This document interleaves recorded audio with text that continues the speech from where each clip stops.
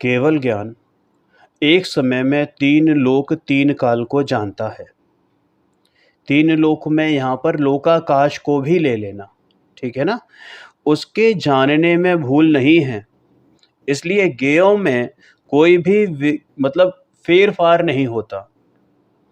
ऐसा केवल ज्ञान का निर्णय करने में पुरुषार्थ है, यानी केवल ज्ञान की यथार्थ स्वीकृति जिसको होए, इसका मतलब उसने पुरुषार्थ किया। भगवान कुंद को चारित्र दशा तो थी ही, लेकिन उनकी क्षयोपशम दशा भी बहुत स्ट्रॉन्ग थी। उस समय ऐसी ही गाथा के परमाणुओं की अवस्था होने वाली थी, ऐसी स्वतंत्रता है। उस समय ऐसा ही विकल्प होना था और उस समय ज्ञान का क्षयोपशम भी ऐसा था। अनंत द्रव्यों में तीनों काल पर्याय उत्पन्न हुआ करती है।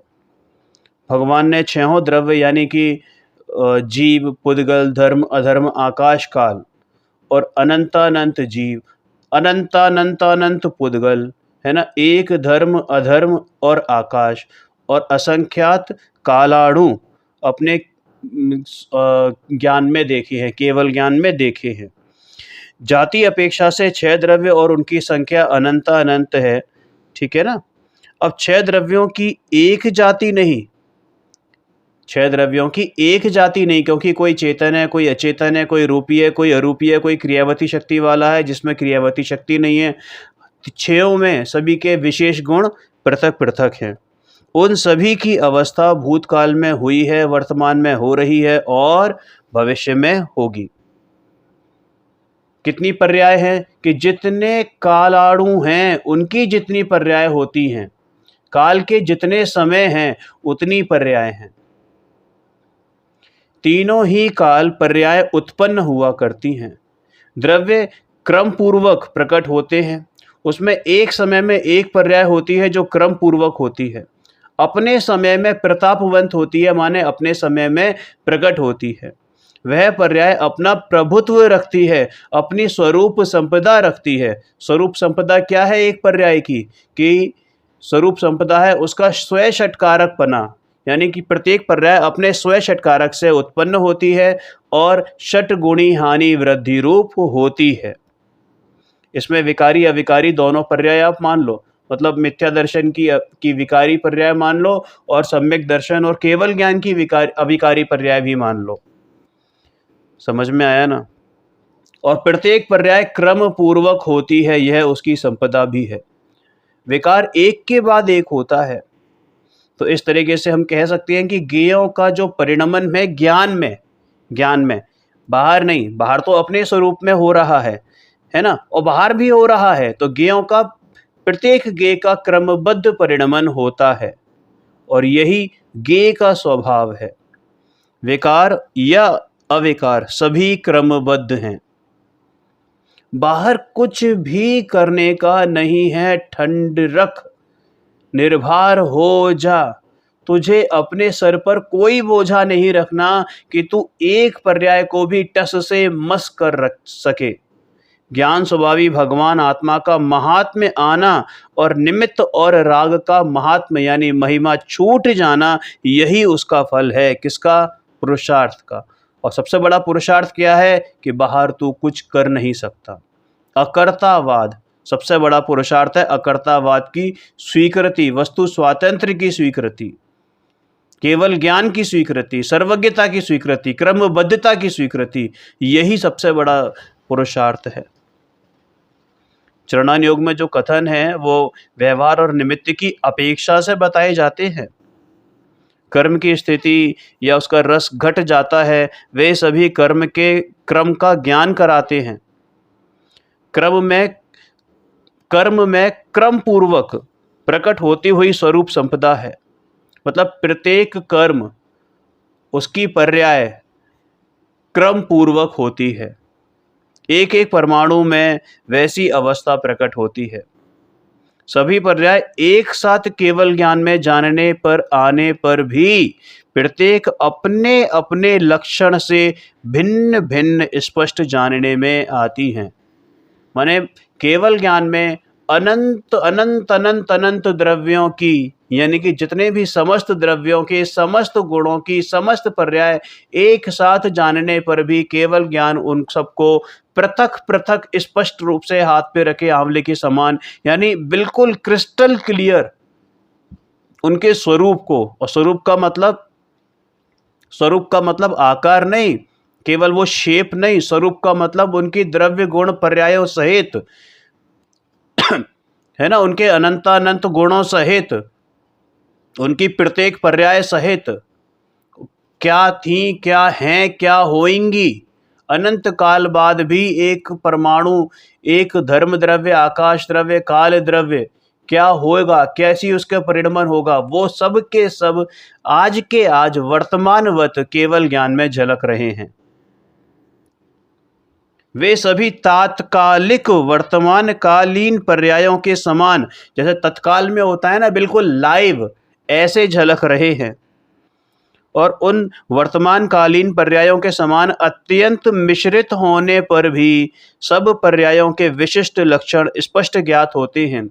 मिश्रित होने पर भी माने अभी बताया कि सब एक साथ जानने में आ रहे हैं। अब छद्मस्त का ज्ञान क्या है?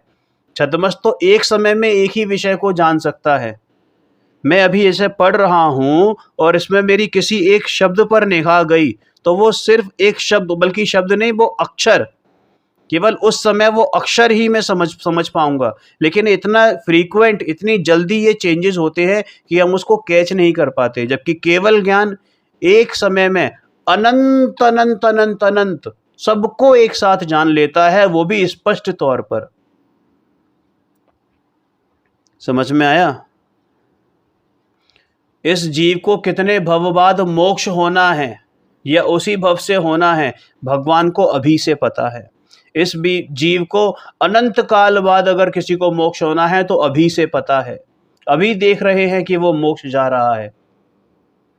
अनंत काल की भूत पर्याय, भविष्य की पर्याय, वे सभी अविद्यमान पर्याय है। अविद्यमान का मतलब क्या है? कि जो अभी विद्यमान नहीं है। और वर्तमान की पर्याय को कहते हैं विद्यमान पर्याय।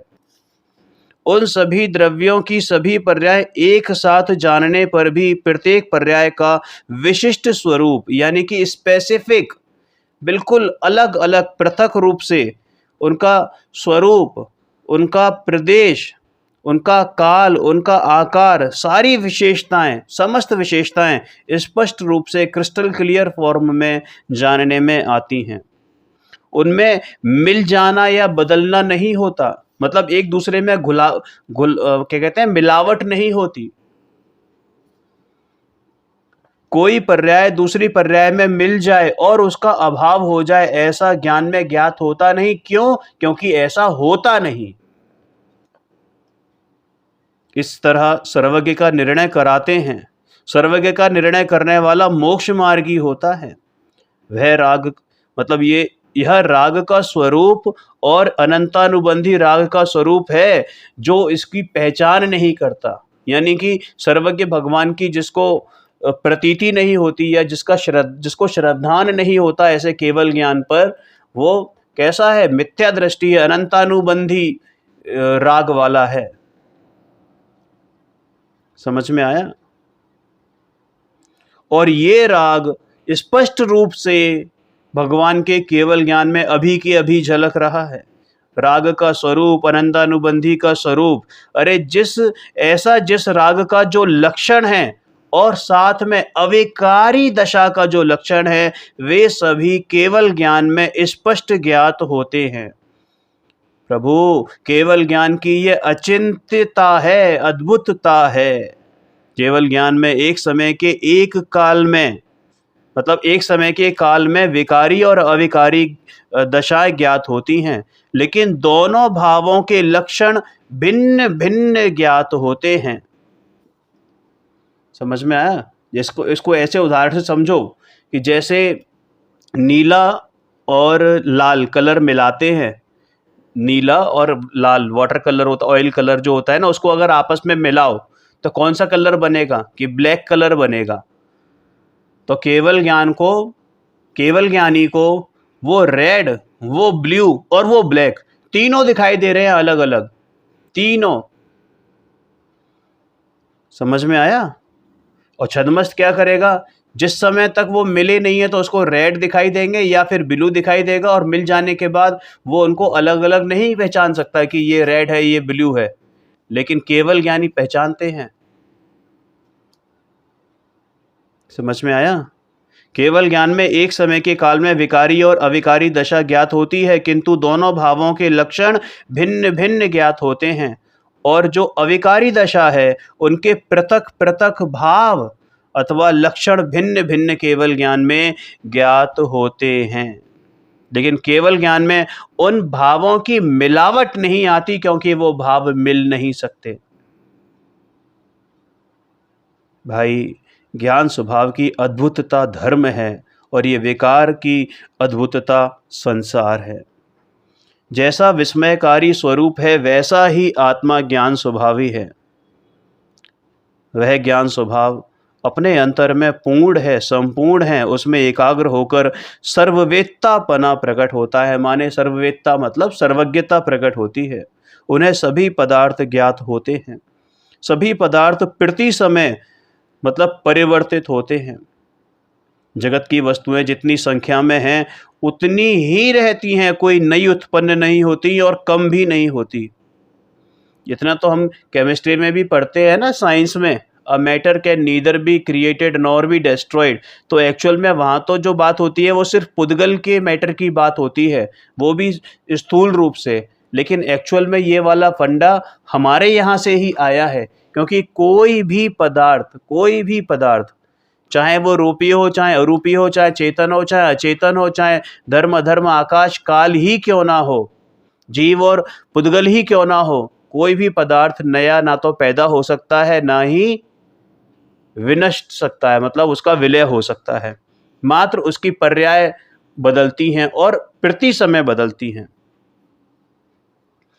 जो कायम रहकर बदलता है, समझ में आ गई ना बात? पदार्थ कैसा है कि कायम है और फिर भी बदल रहा है, लेकिन अगर नहीं बदले तो कार्य नहीं होगा।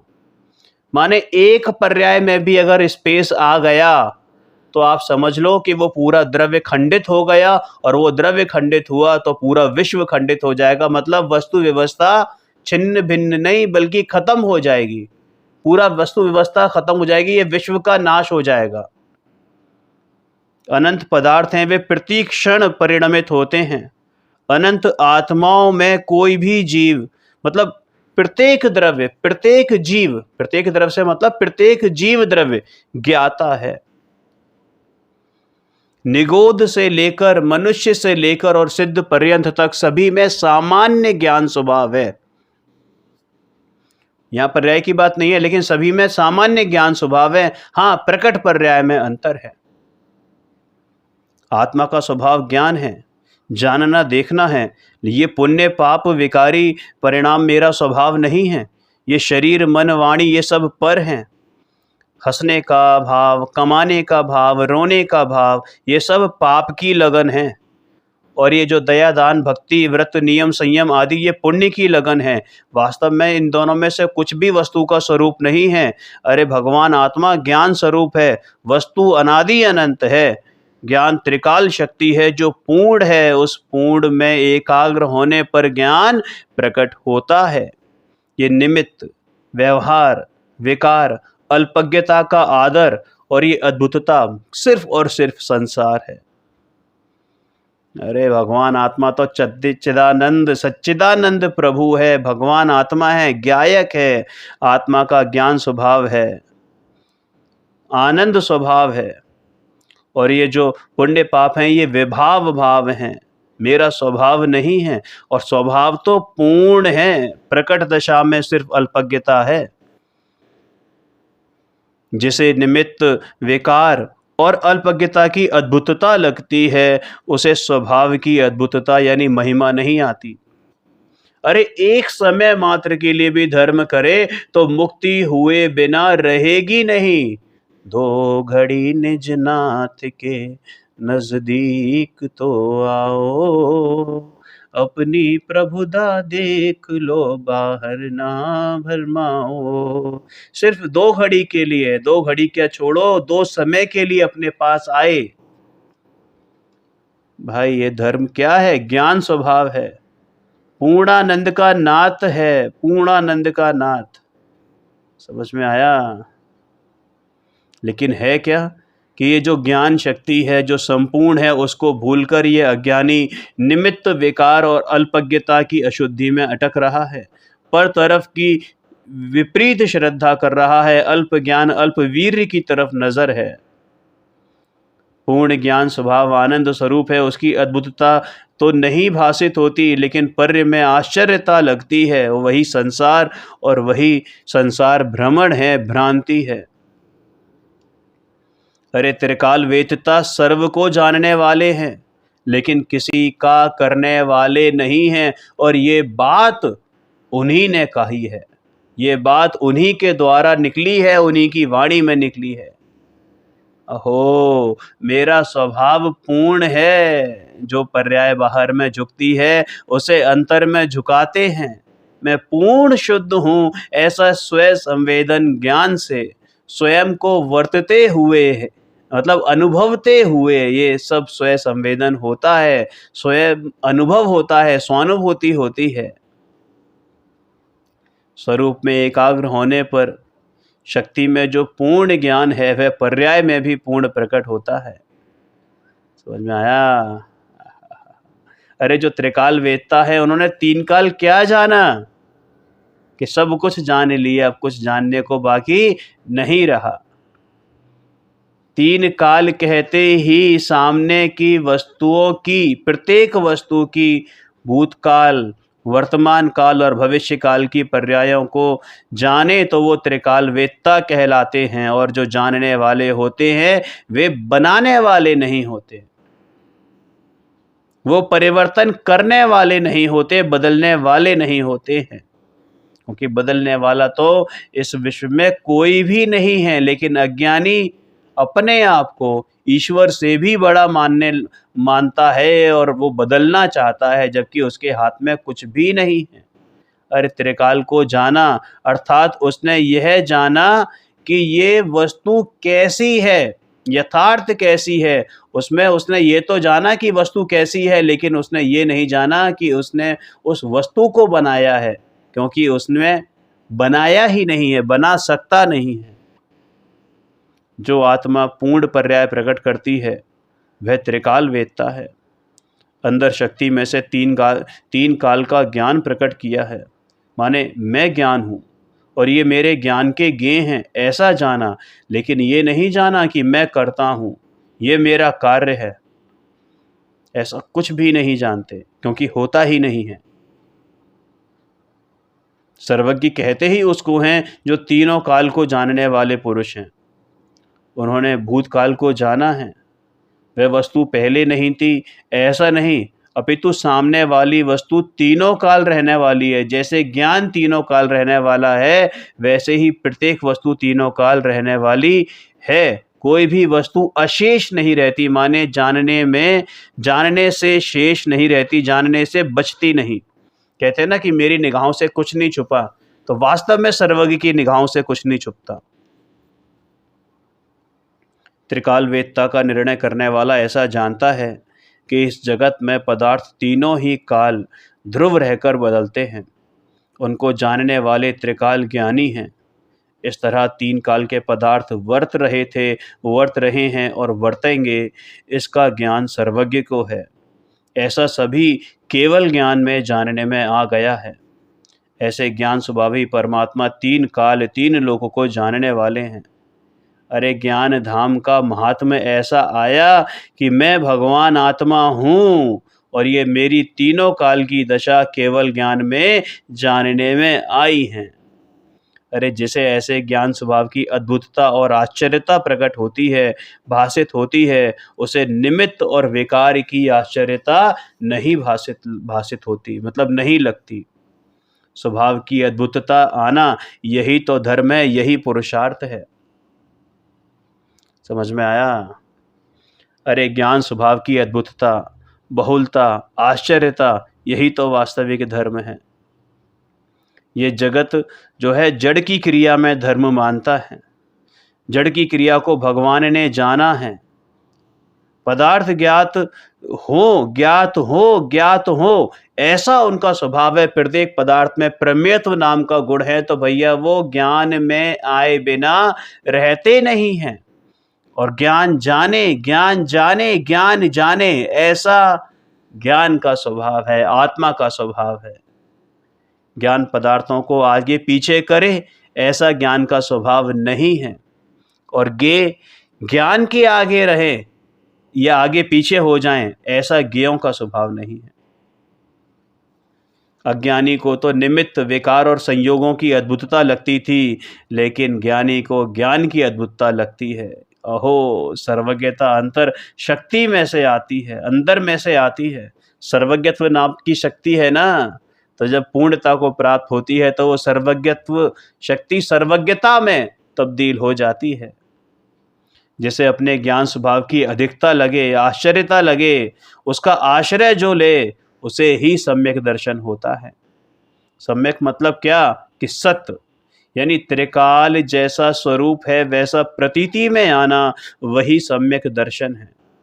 भगवान तीन काल को जानने वाले हैं। जो पदार्थ बदलकर परिणमित हो गए हैं, परिणमित हो रहे हैं और भविष्य में परिणमित होंगे, वे सभी ज्ञान में आ गए हैं। इसलिए पदार्थ अनादि अनंत वर्तते हैं, परिणमित होते हैं, उनको जानने वाले हो गए हैं। वर्तमान में सर्वज्ञ हैं और भविष्य में भी सर्वज्ञ होंगे। यदि ज्ञान पूर्ण ज्ञेयों को नहीं जाने तो फिर ज्ञान का ज्ञानपना नहीं है। अरे उसे केवल ज्ञान कौन कहेगा? ज्ञेय ज्ञान में ज्ञात नहीं हो तो ज्ञेयों का ज्ञेयत्व कौन कहेगा?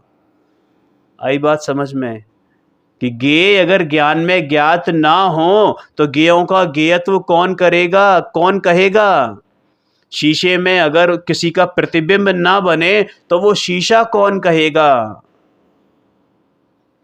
आत्मा सर्वज्ञ है, सर्व को जानने वाला है, किंतु किसी को लाने वाला या किसी को ले जाने वाला, किसी पर दया करने वाला, दान करने वाला नहीं है। इस जगत में सर्वज्ञ जीव हैं, वे बताते हैं, यानी सर्वज्ञ भगवान बताते हैं कि तेरे अंतर में, तेरे घट घट में प्रभुत्व शक्ति है। ऐसा ज्ञान और उसी में रमणता करे तो तेरे में सर्वज्ञ पद प्रकट हो। ऐसा निर्णय करे तो सर्वज्ञ देव की व्यवहार से मेहर हो। मतलब व्यवहार से कहा जाता है कि भगवान ने दया करी कि तू उनकी बात मान, तो वो भगवान ने दया कही हुई करी, मतलब दया करी कही जाती है। जैसे कोई बालक, कोई बच्चा नहीं नहीं कहकर जोर से रोता है और उसी समय यदि उसे वह चीज़ अच्छी लगे और वह मतलब कोई अच्छी चीज़ भी हो ना, बहुत ज़ोर से रो रहा हो और उसकी कोई मनपसंद चीज़ भी हो और उसके सामने ला के रख दो, तब भी उसका रोना बंद नहीं होता। वैसे ही अज्ञानी को अच्छा लगे वैसा स्वरूप कह भी दें तो भी क्या कहता है कि हम तो भिखारी हैं, हम तो गरीब हैं। ऐसे ही अनादि की जो है ना, ये अज्ञानी दीनता मानता आया है, अपने आप को दीन मानता आया है, दीनता का अनुभव करता आया है। अरे आत्मा का केवल ज्ञान सर हुक्म है, शिरोधार्य है। वह तीनों काल, तीन लोकों को जानता है। सर्वज्ञ होने से पहले पूर्व में ऐसा विकल्प उठा था कि मैं जगत के जीवों को धर्म प्राप्त कराऊंगा, मेरा स्वभाव सर्वज्ञ है, ऐसा आंशिक अनुभव हुआ है और पूर्ण व्यक्त होने पर सर्वज्ञ होऊंगा। सर्वज्ञ होने से पहले शुभ राग, प्रशस्त राग आता है और उससे तीर्थंकर नाम कर्म बंधता है। मैं ज्ञान में पूर्ण हो जाऊं तो संपूर्ण दुनिया को धर्म प्राप्त कराऊं, ऐसा शुभ राग स्वभाव में नहीं है। ऐसे दृष्टिवंत को किसी भी समय शुभ राग आए, मतलब कि जिसको ये स्वभाव हो, जिसको ये भान हो कि मैं कुछ करा सकता नहीं, लेकिन फिर भी भावना रहे कि इन जीवों को धर्म की प्राप्ति हो, मैं करा सकता हूं, ये नहीं कि ये सब जीव धर्म के मार्ग में लगें, ये भाव हो, तो उसको तीर्थंकर नाम कर्म बंध जाता है। अशुभ और शुभ राग रहित मेरा आत्मा ज्ञान है। ऐसा निर्णय करने वाले को मैं मिलावट करने का अवकाश नहीं देता। इतनी गुंजाइश नहीं है कि कोई मिलावट कर सके। इस जगत के जितने भी पदार्थ हैं उनका वर्तमान उनसे होता है। वर्तमान माने पर्याय। यदि उनकी वर्तमान अवस्था तेरे से हो तो द्रव्य का नाश हो जाएगा, लेकिन किंतु कभी ऐसा होता नहीं है। इसलिए ज्ञान की अद्भुतता और आश्चर्यता लाओ। अहो, त्रिकाल ज्ञान स्वभाव मेरा है। समझ में आया? अरे प्रत्येक आत्मा ज्ञान से पूर्ण है। तेरी ही जाति का आत्मा पूर्ण दशा को प्राप्त किया है, तो तू भी ऐसा ही है। ऐसी तुझे ज्ञान की महिमा आनी चाहिए। उसके बदले तुझे जो ये राग की महिमा आती है ना, ये अज्ञान है। अब कोई पुरुषार्थहीनता करे और सिर्फ यही बहाने लगाए कि भगवान ने जब देखा होगा तब होगा, तो वास्तव में नहीं होगा। अरे भगवान ने पुरुषार्थी के भव देखे ही नहीं हैं। समझ में आया? क्योंकि पुरुषार्थी की दृष्टि कभी भी पर्यायों पर नहीं होती। पुरुषार्थी की दृष्टि स्वभाव पर होती है, ज्ञान पर होती है। समझ में आया? ये प्रत्येक जीव आदि पदार्थ ध्रुव रहकर अपनी निज अवस्था में क्रम पूर्वक परिणमित हो रहे हैं। इस जीव आदि में ये पुद्गल धर्म अधर्म आकाश काल सब अपने अपने स्वरूप में रहकर ध्रुव रहकर परिणमित हो रहे हैं। ये शरीर कभी आत्मा नहीं होता, आत्मा कभी शरीर नहीं होता। सभी द्रव्यों की वर्तमान अवस्था है। जैसे सोना कायम रहकर, सोने का स्वर्णत्व कायम रहता है और वो कभी कड़ा बनता है, कभी हार बनता है, कभी अंगूठी बनता है। यदि नहीं बदले तो कार्य ना हो, और यदि सोना कायम ना रहे तो फिर कारण ही ना रहे। सोना अगर कायम ना रहे तो कारण ही ना रहे, तो फिर कार्य तो वैसे भी नहीं होगा।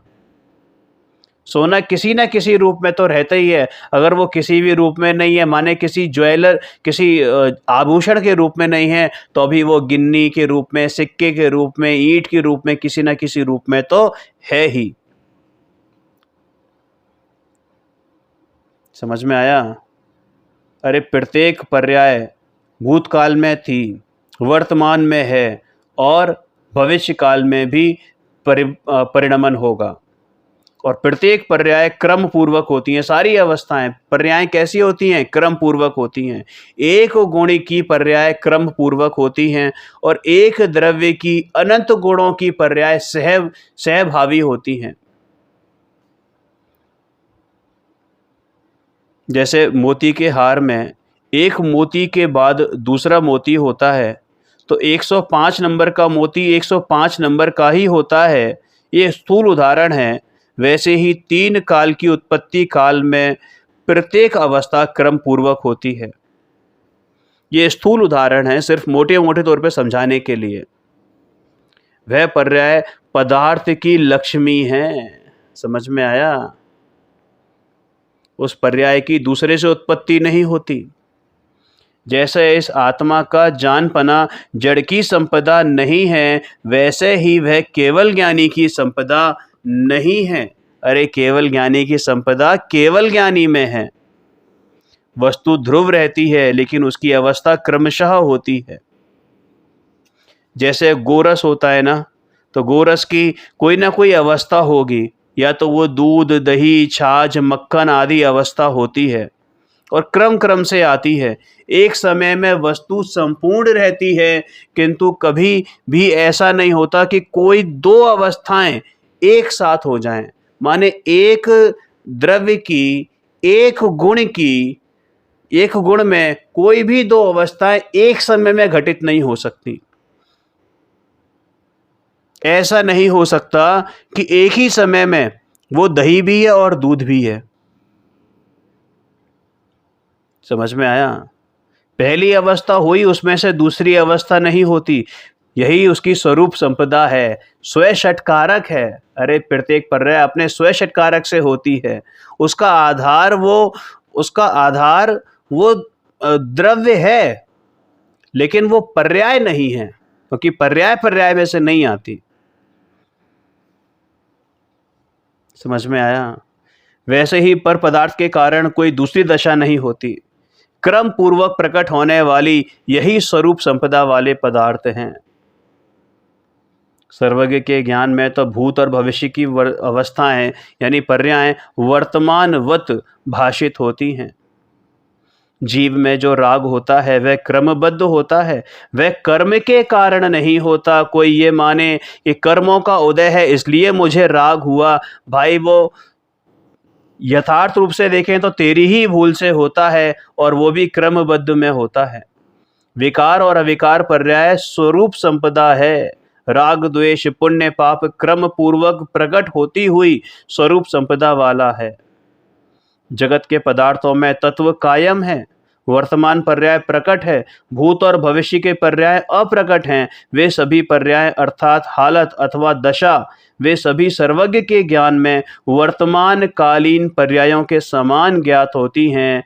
यह जीव 50 साल पहले नरक में था, या फलाने समय बाद स्वर्ग में जाएगा और फिर केवल ज्ञानी बनेगा, ये सभी पर्याय तात्कालिक वत दिखाई देती हैं। समझ में आया? कल सोमवार है, यह ख्याल में आता है। छोटी लड़की पानी पीने के लिए गिलास लेती है तो पहले प्यास लगी थी, इस तरह प्यास का ज्ञान है। इस वर्तमान में पानी लेने आती है, वह वर्तमान में पानी लेने आती है, ऐसा ज्ञान है। और भविष्य में प्यास मिटेगी, ऐसा भी ज्ञान है। इस तरह 3 काल का ज्ञान आंशिक वर्तता है।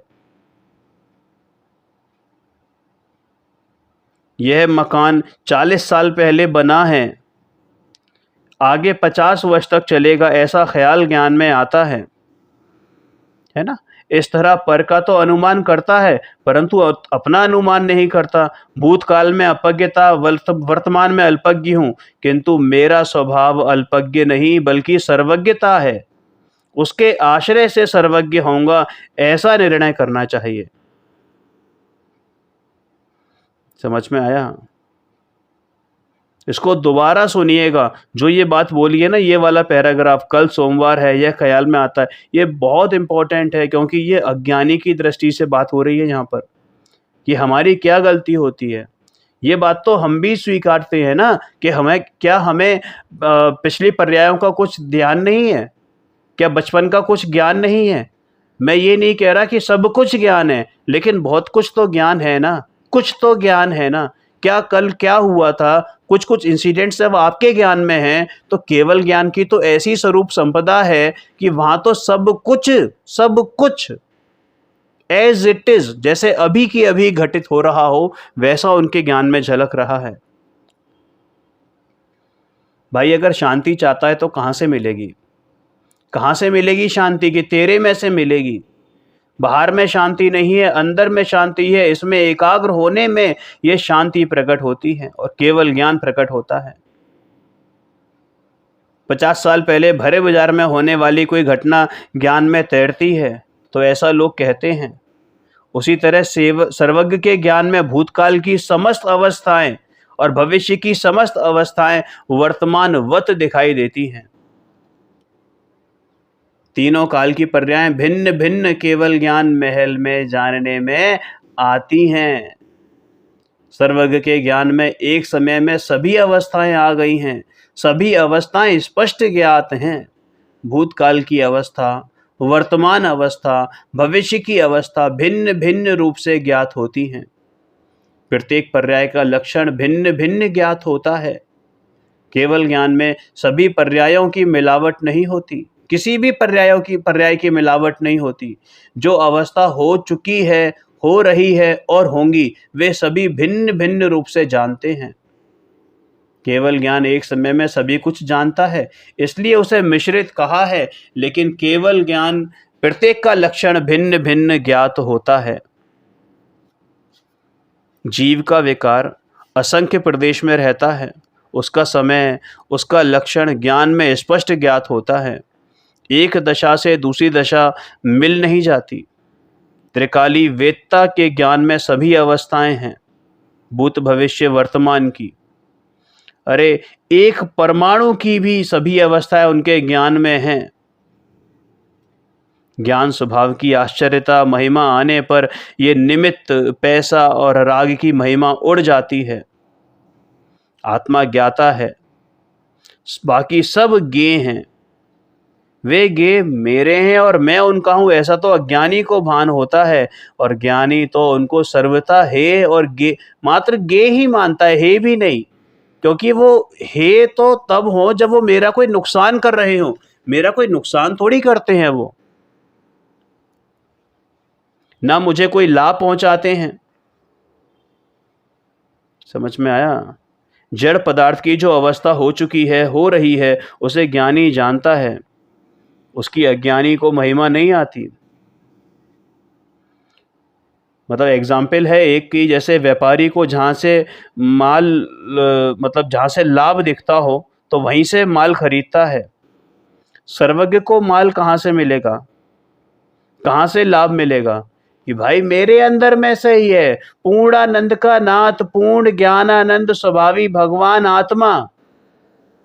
जहाँ ज्ञान और आनंद पूर्ण होता है वह मुक्ति है। वह कहाँ से मिलती है? अंतर स्वभाव में से माल मिलता है, किंतु निमित्त और राग में से माल नहीं मिलता। केवल ज्ञान में सभी विकार और अविकार पृथक लक्षणों से पृथक पृथक ज्ञात होते हैं। सभी पदार्थ ज्ञान महल में स्थिति प्राप्त करते हैं। पदार्थ स्थित प्राप्त करते हैं मतलब कि ज्ञेय रूप से। पूर्ण व्यक्त दशा होने पर अनंत पदार्थ ज्ञान महल में प्रविष्ट हो जाते हैं। मतलब टू गो नहीं, टू नो, यानी जानने में आ जाते हैं। तीन काल की पर्याय आत्मा के महल में प्रविष्ट हो गई हैं मानो। अज्ञानी जीव अपने मिट्टी के महल में बैठकर वहीं आनंद मानता है। अरे वह तो राग द्वेष की मिट्टी है, राग द्वेष की अग्नि है, अग्नि महल है, और ये मेरा आत्म महल है। अरे अपने आत्म महल में प्रवेश करे तो शीतलता मिले, परम शीतलता मिले, परम सुखी हो। मैं तो भाई केवल ज्ञानी का नंदन हूँ। मैं केवल ज्ञान प्रकट करने लायक हूँ, ऐसा निर्णय करने पर केवल ज्ञान प्रकट करता है। जो चैतन्य बिंब था वह चैतन्य फट कर केवल ज्ञान होता है। आहा, किंतु राग में से परमात्मा नहीं होता। अंतर ध्रुव ज्ञान स्वभाव विद्यमान है, उसमें से केवल ज्ञान प्रकट होता है जो कभी नाश को प्राप्त नहीं होता। आत्मा की पूर्ण दशा होने पर तीन काल की पर्याय वर्तमान वत ज्ञात होती हैं। जैसे किसी महल में 50 मनुष्य प्रवेश करें तो प्रत्येक मतलब वहाँ प्रत्येक के सोने की, भोजन की व्यवस्था अलग अलग होती है। वैसे ही ज्ञान में निमित्त और राग पृथक पृथक ज्ञात होते हैं। उनमें निमित्त और राग का अवलंबन छोड़ना और स्वभाव का अवलंबन लेना है।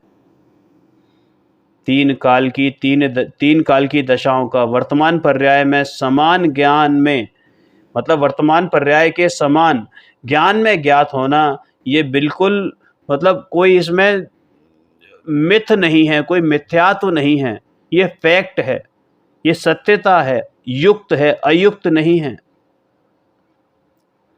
पहले कोई पर्याय आटा थी, अभी गोला है मतलब लोई है, उसके बाद रोटी पककर पेट में जाएगी, ऐसा ज्ञान में ख्याल में आता है।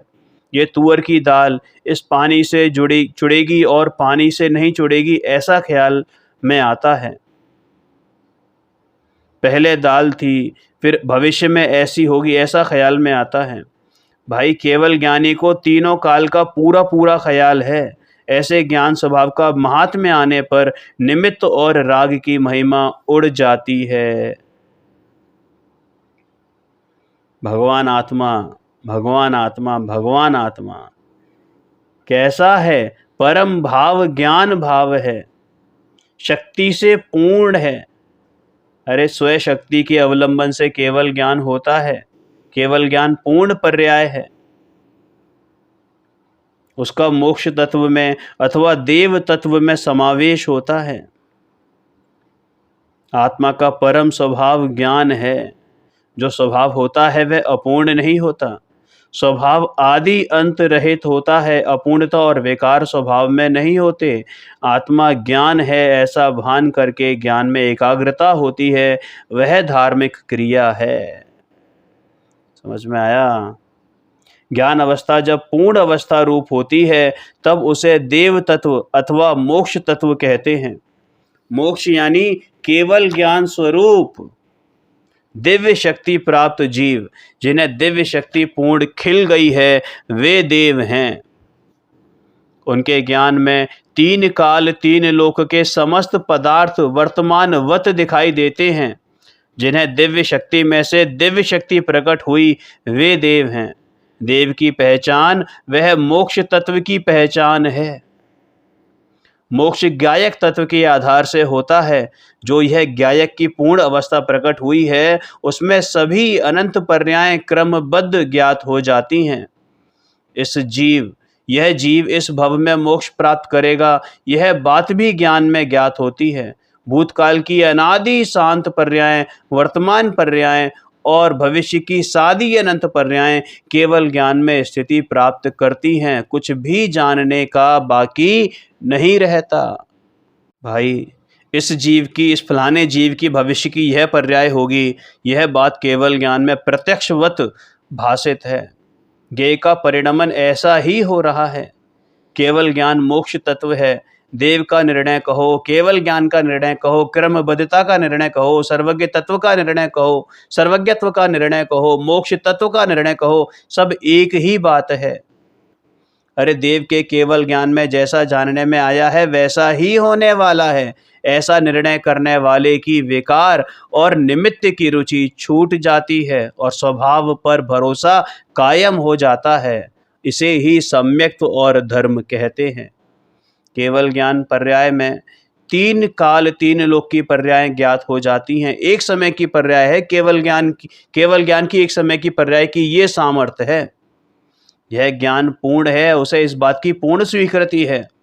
परमात्मा अरिहंत पूर्ण ज्ञान दशा वाले विराजते हैं, ऐसा विश्वास हो उसे ख्याल में आता है कि मेरा आत्मा भी ज्ञान स्वभावी है, उसमें से ज्ञान प्रकट होगा। उसे पर्याय बुद्धि छूट जाती है और स्वभाव बुद्धि प्रकट होती है। समझ में आया? अज्ञानी तो बाहर से धर्म करना चाहता है कि 4 चावल चढ़ा दिए, अर्घ के नाम पर कुछ भी बोल दिया और ये कर लिया वो कर लिया। भाई, ज्ञानी को भी ये भाव आते हैं, लेकिन वो ज्ञानी को मालूम है कि ये सब कैसे हैं, उपादेय नहीं हैं, सब हे कोटि के हैं, मेरे स्वभाव से परे हैं। 80वीं गाथा में आएगा, जो जानादि अरहंतम जो जानदी अरहंतम दव्वत गुणत पजयते हिम। अरे जो अरिहंत के द्रव्य गुण पर्याय को जाने, द्रव्य यानी ये शक्तिवान तत्व, गुण यानी शक्ति और पर्याय यानी प्रकट अंश, इस प्रकार अरिहंत के द्रव्य गुण पर्याय को जानता है तो उसको ख्याल आता है कि मेरा भगवान आत्मा भी ऐसा ही है। जिसने अरिहंत के द्रव्य गुण पर्याय को जाना है उसने अपने भगवान आत्मा को जाना है। अरिहंत के द्रव्य गुण और मेरे द्रव्य गुण समान हैं, भले ही वर्तमान पर्याय में अंतर हो, लेकिन मेरा पुरुषार्थ मुझे मेरी पर्याय को भी उनकी पर्याय के समान लाने में पूरी तरह समर्थ है। अरिहंत को पूर्ण पर्याय है और मुझे अभी अल्प है, जो स्वभाव के आश्रय से पूर्ण होगी ऐसी मेरी सामर्थ्य है और ऐसा उसे विश्वास होता है। अल्पज्ञ पर्याय में निर्णय होता है, लेकिन अल्पज्ञ पर्याय के आश्रय से निर्णय नहीं होता। मेरा स्वभाव तो सर्वज्ञ है, सर्वज्ञ स्वभावी भगवान आत्मा हूँ, मेरे स्वभाव से धर्म होगा, मेरे आश्रय से धर्म होगा, ऐसा सम्यक दर्शन प्राप्त करने की यह विधि है। सर्वज्ञ इस तरह केवल ज्ञान को प्राप्त हुए हैं और ऐसा ही उपदेश दिया है। शक्ति रूप पूर्ण और व्यक्ति रूप पूर्ण पर्याय भगवान को कैसे होती हैं? उसकी तूने रुचि नहीं की, इसलिए परिभ्रमण करता है। भगवान कहते हैं कि हमारे ज्ञान में आया, उस दिन तुझे मुक्ति होगी। अरे ऐसे ज्ञान की जिसे प्रतीति होती है उसे अनंत भव नहीं होते। केवल ज्ञान पूर्ण है, ऐसी प्रतीति करने वाले को अपने ज्ञान स्वभाव का महात्म्य आया है। उसे ये शरीर, मन, वाणी, पुण्य, पाप, अल्प पर्याय का महात्म्य नहीं है, उसे ही सम्यक दर्शन होता है।